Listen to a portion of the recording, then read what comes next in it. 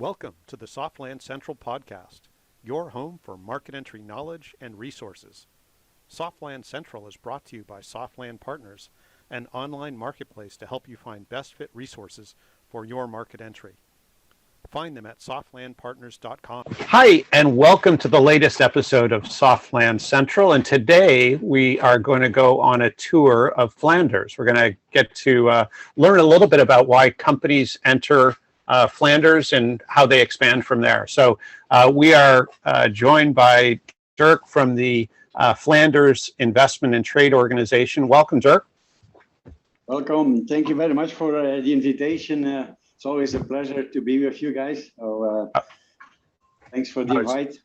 Of course, it's so great to learn about your region. So I'm sure, and as you know, our audience are companies that are expanding globally, and so they're thinking about what regions to go to, and they're doing their research, and maybe in some cases they're in nearby countries looking to expand, or sometimes they're traveling from different continents. But I think the first question we probably ought to answer is where is Flanders?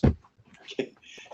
That's a very good question, which indeed I get a lot of times. Well, to start with, where is Belgium? Belgium is really, and that's one of the biggest advantages we have. We are really at the center of Europe. So we are bordered by the Netherlands to the north, France to the south, Germany to the right, and to the UK to the left. So this already gives you an idea of one of the biggest advantages. If you set up your business in Belgium, you are very close to all the other biggest markets. So in Belgium, we have three regions. So the economical part and the commercial activities are not on federal level, but they are on a regional level. So we have three regions. We have Flanders to the north, bordering with the Netherlands. To the south, we have the region of Wallonia, bordering with France. And then we have the region of Brussels. So we do represent Flanders. Flanders, in size, it's about as big as Wallonia, but from an economical perspective, Flanders stands for 85% of the total export of Belgium. And more or less the same goes for the invest part.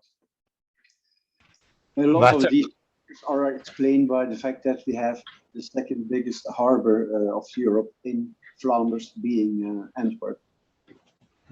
Oh, that's fantastic. So a real economic center. So and I know you're based in Sao Paulo, Brazil. And obviously you see companies and you help companies enter Flanders and expand.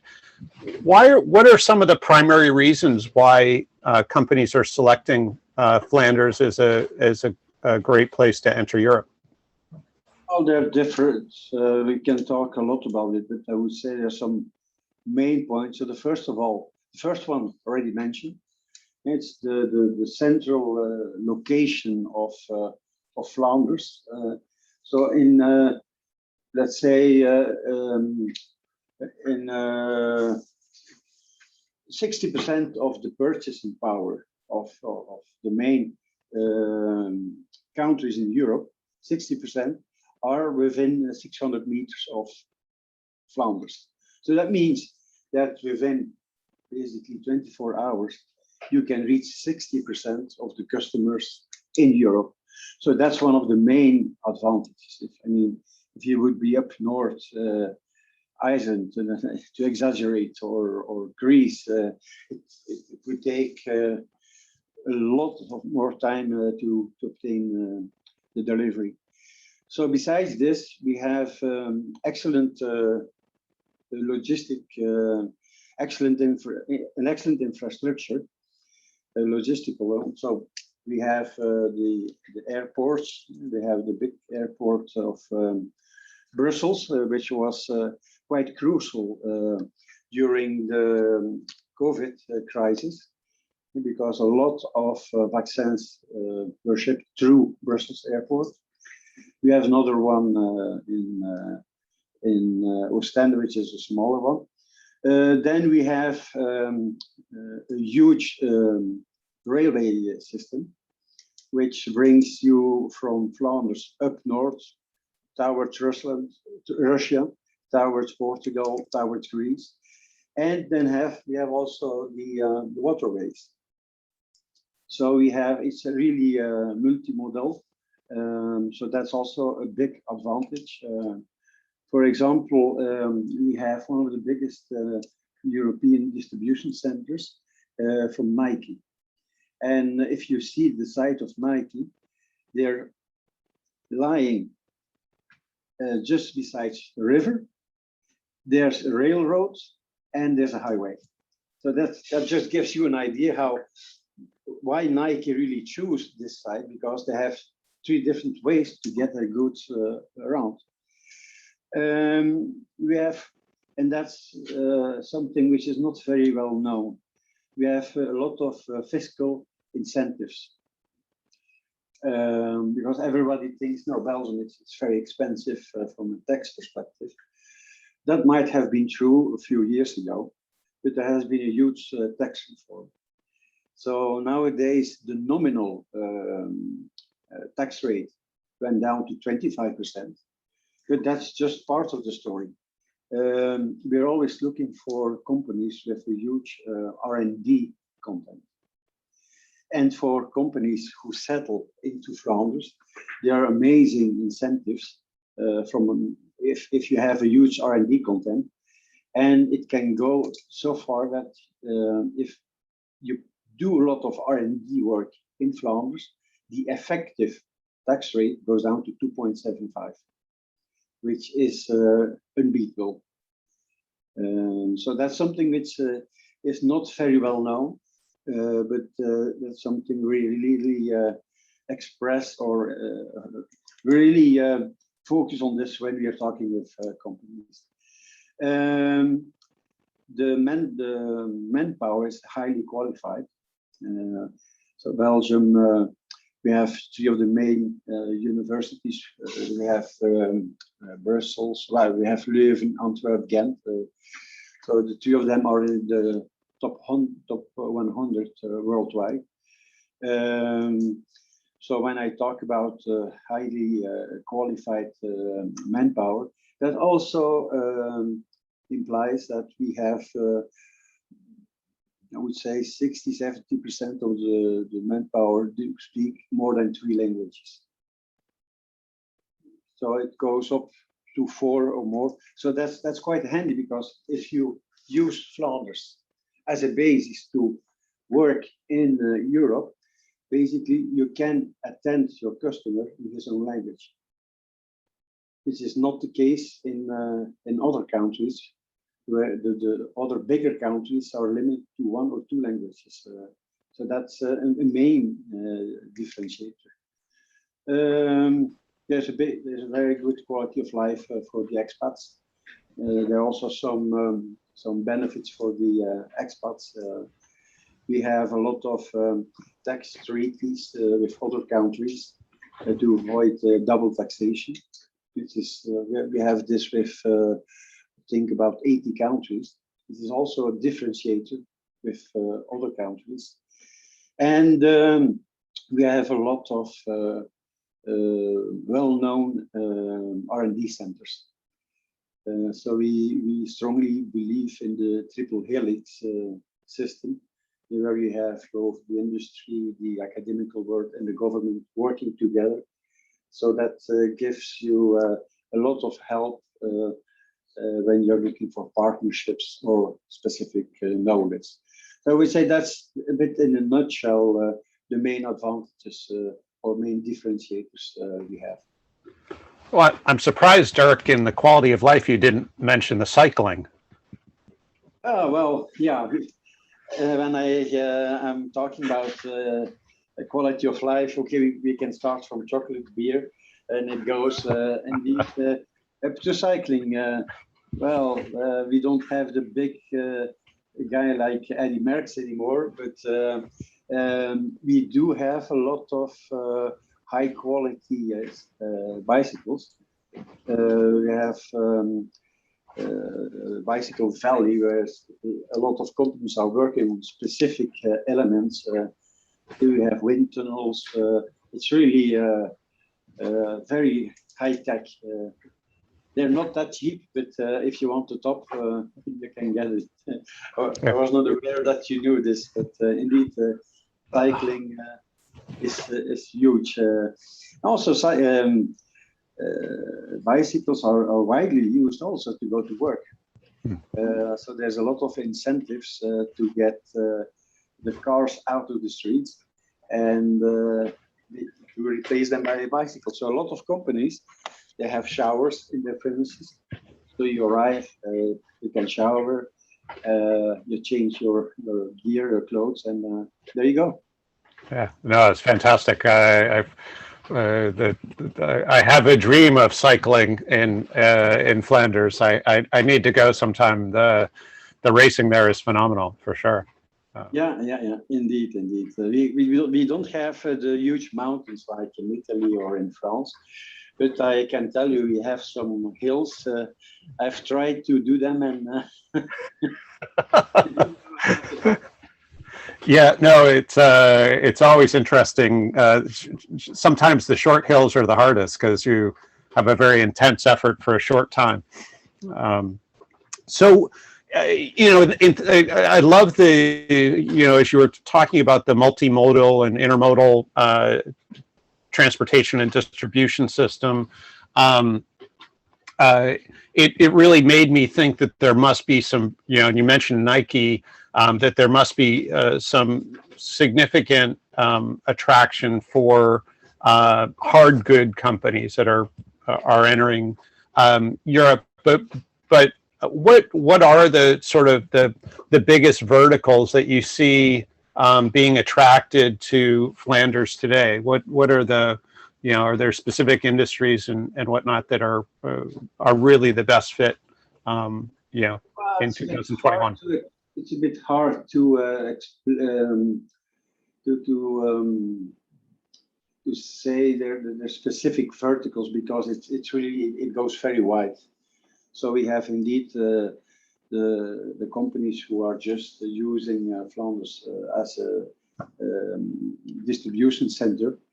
There, okay, we have everything from cars to shoes to you name it. But we also have, for example, a huge activity in orange juice. One of 3 of the orange juices you drink in Europe were shipped through Belgium to the harbor of Ghent. So just to explain it, it goes wide. So this is, let's say, the hard goods. But we are really looking more and more for companies who bring in a lot of innovation, R&D. And because that's really a win-win situation for the Brazilian company and for our know-how. So as I said, we do have a huge talent of people. We have 3 well-known universities, and we have these international R&D centers. IMEC is one of them. It's a very well-known one. It's the leader in nanotechnology, and it's a spin-off of the University of Leuven. So a lot of companies, foreign companies, already came in and bought spin-offs of the spin-off of Leuven. So IMEC itself, in certain fields, they did spin-offs, and these were purchased by foreign companies. So that's something else. We're very strong in pharma. So pharma companies are also quite interesting in working in Flanders. And also the petrochemical and the petrochemical sector is huge. If you're talking about Antwerp, and that's also not very well known. It's actually the second biggest petro cluster worldwide after Houston. Wow, So, that's yeah. I wouldn't have guessed that. That's a really interesting fact. That's so some really good partnership opportunities in that exactly. space. Yeah, exactly. So that's a bit. That's very quick. The verticals I'm thinking about. For sure, I did forgot others. The IT sector is also quite strong in Belgium. Everything which is IT related, and it goes from gaming to telecom. If you talk about gaming, we did some presentations here on gaming in Flanders. You would not directly think that Flanders could be strong in gaming, but we have actually a very good ecosystem, starting with the Howard University. That's a university specialized in gaming, and it has been elected as the best gaming schools a few years in a row. That's impressive. That's really cool. And a lot of these guys who leave the house are working with the bigger players in the States and Japan, and vice versa. There's, I think, 80 different nationalities studying at that university. That's impressive. That's just on IT. Well, I have maybe two more questions for you, Dirk. I think that the next thing our listeners would be interested in is your organization, Flanders Investment and Trade, obviously provides great service to companies that are looking to come into Flanders. But do you want to talk a little bit about the service that you provide and the ecosystem that companies can come into? Yeah, sure. So first of all, we have our main office in Flanders, and we have about 100 offices worldwide. So what we do, well, we provide a professional service, confidential and free of charge. That's our three important parts, is the confidentiality and the fact that it's completely free of charge. So what kind of service do we provide? We will help an incoming company with all tax and legal information, which is very important. We will help with the company registration. We will bring you in contact with incubators. We will help you with all the employment legislation. We will bring in what I already mentioned, governmental financial support. We will bring you in contact with all the different public bodies you need in order to start working. We will help you finding a site location. And so what we normally do is when a company is making its shortlist, we will invite them to do a site visit in Flanders, to go around, and we will look not only at the site location, but we will also already go and see all these public bodies, so they can already start. For example, as far as taxes are concerned, there's kind of tax ruling. It gives you the advantage that when you talk with the Ministry of Finance, that you can know upfront when you present your business plan how much percentage of taxes you're going to pay, which is a big advantage. It gives you certainty.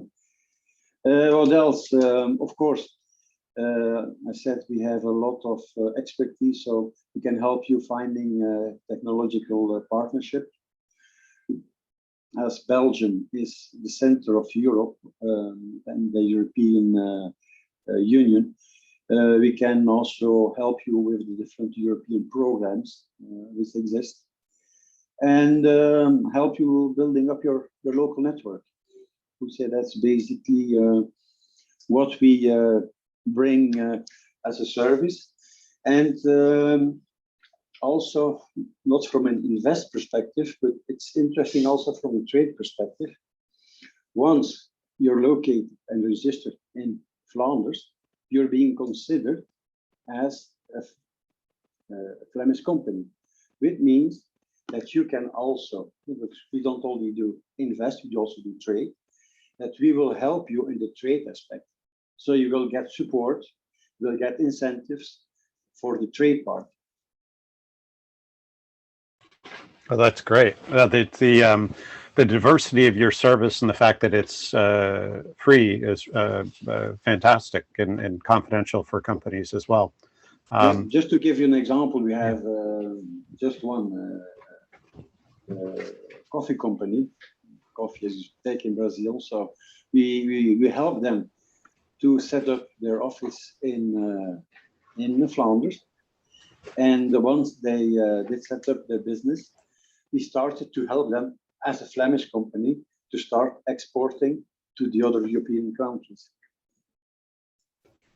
So really creating that a strong base for a European network and European expansion. Yeah, no, that's fantastic. It makes a lot of sense.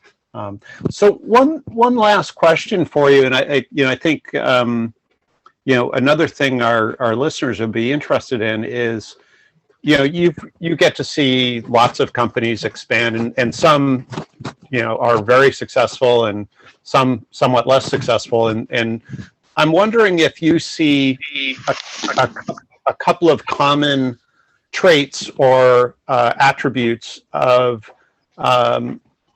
companies that expand successfully versus those that don't. What are some of the things that you've seen that either companies do or attributes of the companies that are most successful when they expand and enter Europe through Flanders? Yeah, that's a difficult one.